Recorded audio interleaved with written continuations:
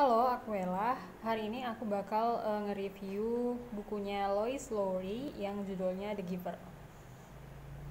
Buku ini aku baca karena tugas kuliah, tapi ternyata aku suka sama bukunya, jadi aku review di sini. The Giver ini terbit tahun 1993, udah lama banget. Terus dia ini buku pertama dari 4 buku, jadi dia itu kayak quartet gitu. Yang pertama The Giver, yang kedua setelahnya itu Gathering Blue, terus setelahnya itu Messenger, terus yang terakhir itu Sun. Nah, yang Sun ini terakhir kemarin terbit tahun 2012. The Giver ini meraih Newbery Medal di tahun 1994. Terus dia ini juga jadi reading list buat anak-anak di Amerika, Kanada, sama Australia. Tapi nggak gimana ya, dia itu kayak ada pro kontra gitu loh. Kadang dia itu di ban dari reading list, juga kadang dia itu tetap masuk di reading list kayak gitu, karena beberapa pembahasannya itu memang agak mungkin terlalu menyeramkan kali ya buat anak-anak, kayak ada euthanasia, terus kayak bagaimana hidup tanpa perasaan dan segala macamnya kayak gitu. Tapi karena memang ini tuh terkenal banget, jadi masuk di reading listnya buat anak-anak sekolah-sekolah di Amerika, Kanada, sama Australia. Jadi ini juga masuk di reading list mata kuliahku yang children literature gitu. Langsung aja kita omongin bukunya.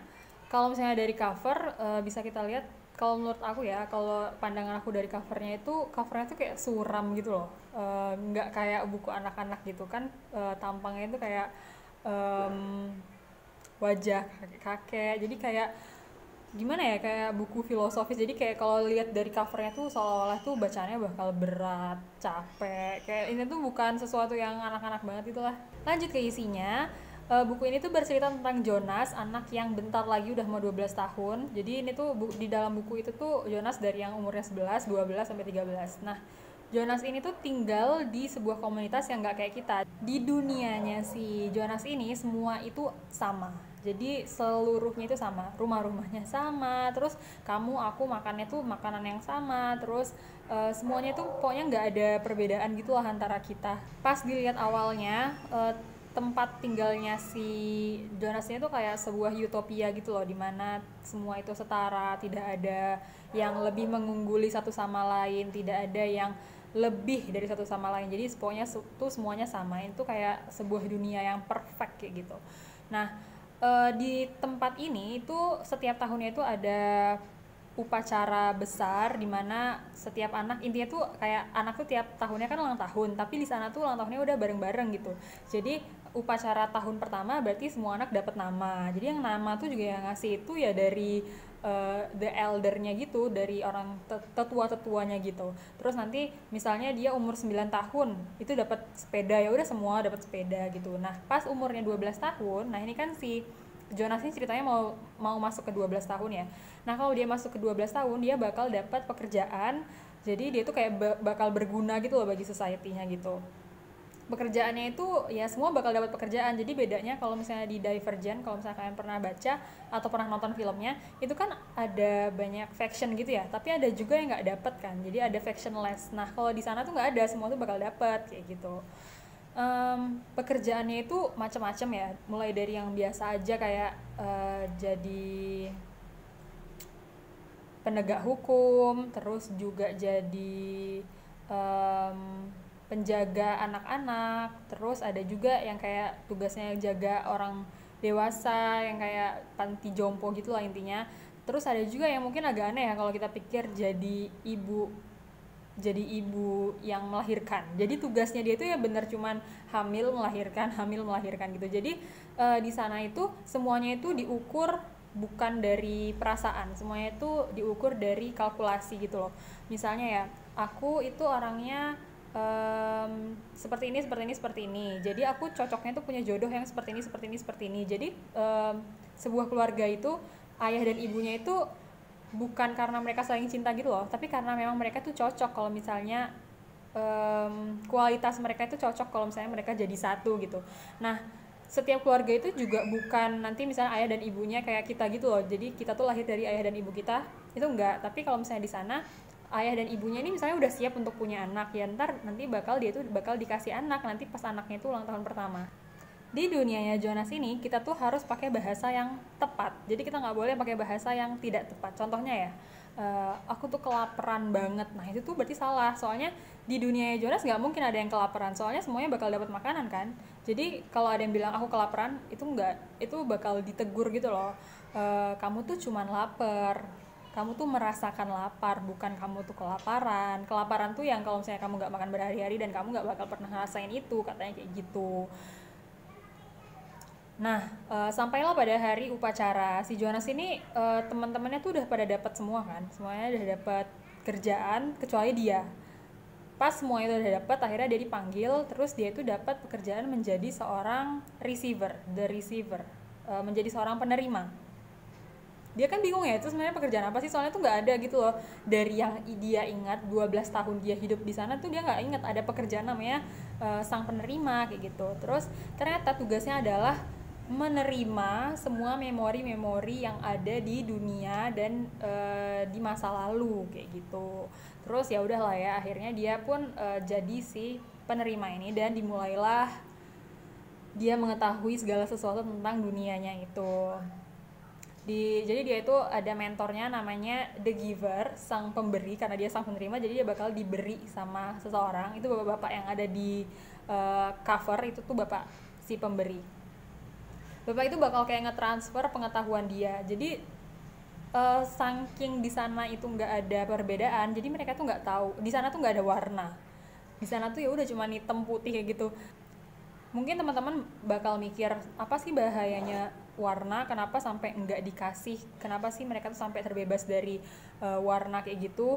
Ya kita bisa lihat aja di diskriminasi ras kayak gitu kan, kayak orang yang misalnya kulit warnanya lebih gelap atau lebih terang terus dianggap lebih tinggi, dianggap lebih rendah dan segala macamnya. Orang-orang yang misalnya warna kulitnya berbeda, warna rambutnya berbeda, itu jadi masalah kan di dunia kita. Makanya di dunia mereka menurut ketuanya itu mending nggak ada aja kayak gitu. Di sana itu juga nggak ada yang namanya choice. Kenapa? Karena menurut tetua-tetua di sana, manusia itu banyak yang tidak bisa mempertanggungjawabkan apa yang ia pilih gitu. Jadi kayak dia tuh milih sesuatu padahal dia tahu dia tuh nggak mampu, atau misalnya dia memilih sesuatu yang jelas-jelas itu tuh buruk kayak gitu. Maka daripada manusia itu salah pilih, menurut tetuanya ya udah biar kita aja yang pilihin. Jadi kan ya tinggal hidup aja gitu. Ketika belajar ini, Jonas itu merasakan semua memori-memori yang ada dari masa lalu. Contohnya itu kalau misalnya dia lagi dapat memori tentang kelaparan, ya berarti dia ngerasain kelaparan. Terus kalau misalnya dia lagi dapat memori tentang kebahagiaan, ya berarti dia ngerasain apa itu bahagia kayak gitu. Padahal apa itu bahagia. Terus misalnya dia ngerasain memori tentang perang, berarti di situ dia ngerasain perang, di situ dia ngerasain kehilangan, di situ dia ngerasain bagaimana rasanya dikejar-kejar, ditembakin, terus ngeliat temannya mati terbunuh dan kayak gitu. Di situ tuh bisa sangat gimana ya, itu tuh menyakiti nggak cuman badan dia. Jadi kayak kalau misalnya dia sakit, ya berarti dia sakit beneran walaupun nggak ada lukanya, tapi rasa sakitnya tuh tetap ada terus gitu. Termasuk di mental dia. Contohnya kayak ngelihat orang lain meninggal dan segala macamnya. Nah, di community-nya itu tuh kalau misalnya kalian udah tua, itu bakal dikirim ke elsewhere. Elsewhere itu suatu tempat yang mana kalau misalnya kalian itu melanggar peraturan 3 kali, itu juga bakal dikirim ke elsewhere. Kalau misalnya ada anak misalnya kembar, itu tuh kalau kembar nggak boleh di sana ada kembar. Jadi kalau misalnya ada kembar, salah satunya itu yang misalnya beratnya kurang, itu tuh dikirim ke elsewhere. Kalau misalnya ada anak bayi yang kira-kira tidak sesuai standar mereka, itu juga bakal dikirim ke elsewhere. Pada suatu ketika dia tuh penasaran sebenarnya elsewhere itu apa sih kayak gitu. Terus akhirnya mereka dapetin video CCTV. Jadi karena dia itu seorang the giver dan the receiver, mereka tuh boleh dapat akses apa aja. Karena mereka itu penerima dan penyimpan informasi. Jadi ya apa aja boleh, mereka boleh akses segala macam informasi dan dia boleh bohong. Kalau misalnya orang lain di komunitas itu nggak boleh bohong, tapi kalau dia boleh bohong. Nah, di situ akhirnya dia ngelihat upacara pengiriman seorang anak bayi ke elsewhere. Di situ dia ngelihat ayahnya yang melakukan ritual itu, bukan ritual sih, dia melakukan upacara itu gitu. Nah, sampailah dia tahu sebenarnya apa itu elsewhere, bagaimana sebenarnya orang dikirim ke elsewhere, dan dia akhirnya tahu kalau misalnya dunia yang perfect ini, komunitasnya yang perfect ini tuh sebenarnya nggak perfect. Sebenarnya itu tuh bukan utopia tapi sebuah distopia gitu. Aku gak bakal cerita lebih lanjut karena itu bakal nge-spoilerin kalian. Kalau misalnya mau tahu langsung aja kalian baca. Menurut aku bukunya bagus, terus pembahasannya juga bagus, karena kadang ada problem yang kita coba avoid tanpa kita proses kayak gitu ya. Misalnya ya, si orang-orang di lingkungannya si Jonas ini tuh kan nggak ngerti karena mereka nggak punya memori, karena mereka tidak punya informasi tentang itu. Jadi ketika dia melakukan sesuatu, dia tuh sebenarnya nggak tahu apakah itu jahat atau apakah itu baik atau buruk, karena ya informasi yang mereka tahu itu terbatas. Sebenarnya menurut aku itu menunjukkan, mencerminkan bagaimana kehidupan kita ya. Kalau misalnya sebuah isu, kalau misalnya kita tuh nggak aware sama sesuatu hal itu, kalau misalnya kita tuh nggak tahu, kita nggak bisa ngerasain sebenarnya gimana sih sakitnya jadi orang itu, gimana sih rasanya tertindas, gimana sih rasanya jadi minoritas kayak gitu, kita nggak bakal respect sama mereka karena kita nggak punya informasi tentang itu, kita nggak bisa ngebayangin jadi mereka. Jadi bahkan menurutku di dunia kita sekarang pun kita bisa gitu loh jadi seperti komunitasnya si Jonas, kalau misalnya kita emang menutup diri dari informasi dari dunia luar. Kalau misalnya kita memang yang ingin kita tahu tuh cuman yang senang-senangnya aja, cuman yang bahagia-bahagianya aja. Menurut aku itu sih yang paling banyak diomongin sama buku ini. Endingnya sebenarnya menurut aku agak nggak tahu gimana ya, kayak apakah aku harus baca buku selanjutnya untuk menemukan bagaimana sebenarnya kelanjutan ceritanya si Jonas. Tapi ya mungkin bakal aku lanjutin baca bukunya. Buku ini tuh juga udah ada filmnya. Aku juga kemarin udah nonton karena memang tugasnya tuh disuruh mencari perbedaan antara bukunya dan filmnya. Menurut aku bukunya sama filmnya itu beda sih sense-nya. Kalau misalnya kalian mau kalau aku sih prefer baca bukunya, soalnya di filmnya plotnya agak beda, terus juga ya beda lah pokoknya.